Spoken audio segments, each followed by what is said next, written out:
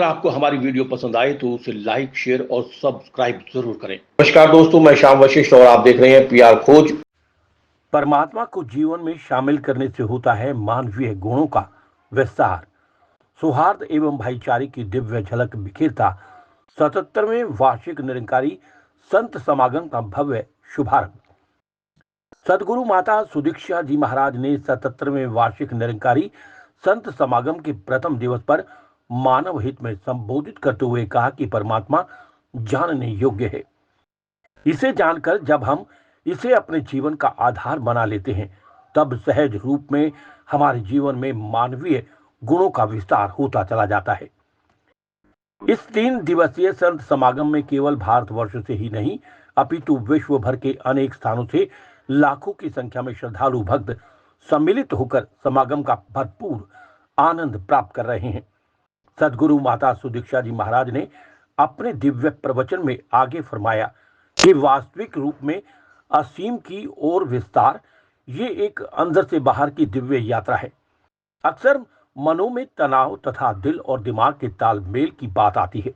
वास्तव में मन और मस्तिष्क दोनों ही साथ हैं, परंतु कभी मन कुछ और चाहता है और मस्तिष्क कुछ और सोचता है। लेकिन जब हम इस परमात्मा के संग जुड़ जाते हैं, तब मन में स्थिरता आ जाती है और अपनत्व का भाव उत्पन्न हो जाता है। फिर मन विशाल बन जाता है। सतगुरु माता सुदीक्षा जी महाराज ने फरमाया, प्यार से कहना धन निरंकार जी।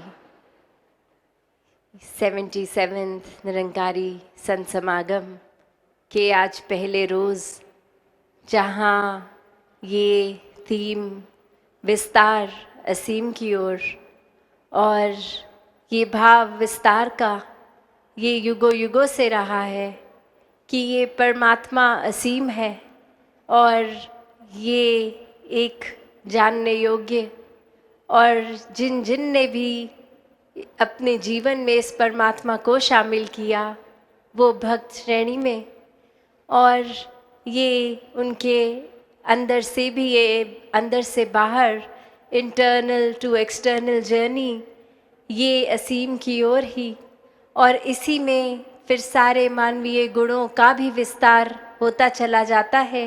एक बार इस प्रभु से जब प्यार हो जाता है, प्रेम हो जाता है, तो फिर वो चाहे एक प्यार का ही गुण अपना लें, प्रेम का, तो ये जो युगों युगों से संदेश रहा है लव दाई नेबर का, और कैसे फिर ये अगर गहराई में सोचा जाए कि सिर्फ नेबर तो वो नहीं जो हमारे बिल्कुल साथ रहते हैं, ये अगर अपने हम शरीर की ओर भी गौर करें तो ये दिल और दिमाग भी ये पड़ोसी ही तो हैं।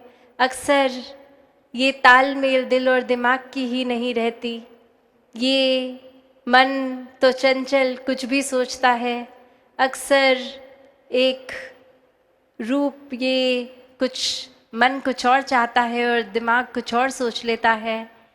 कैसे फिर ये अक्सर आजकल मन में तनाव की भी बात आती है, तो ये बैलेंस की बात जहाँ, तो जब ये बैलेंस मेंटेन होगा और वो सिर्फ परमात्मा को शामिल करके ही हमेशा का आनंद मिल सकता है, ये स्थिरता आ सकती है, ये मन में फिर विस्तार आ सकता है, अपनत्व आ सकता है, ये फिर ब्रॉड माइंडेडनेस आ सकती है, दिल इतना विशाल कि हर एक को एक्सेप्ट कर सकता है।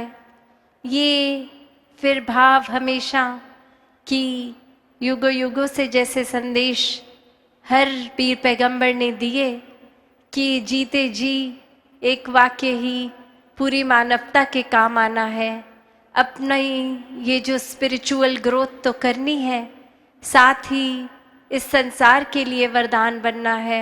कैसे फिर इस संसार में प्रीत, नम्रता, समदृष्टि, विशालता, करुणा, दया इत्यादि कोई भी गुण अगर सोच लें, वो एक हम जीता जागता एक फिर वो प्रमाण हो कि एक सिर्फ शरीर ही मनुष्य का मनुष्य नहीं कहलाता, वाकई ही ये मानवीय गुण अगर हैं तो ही ये सफल जीवन है।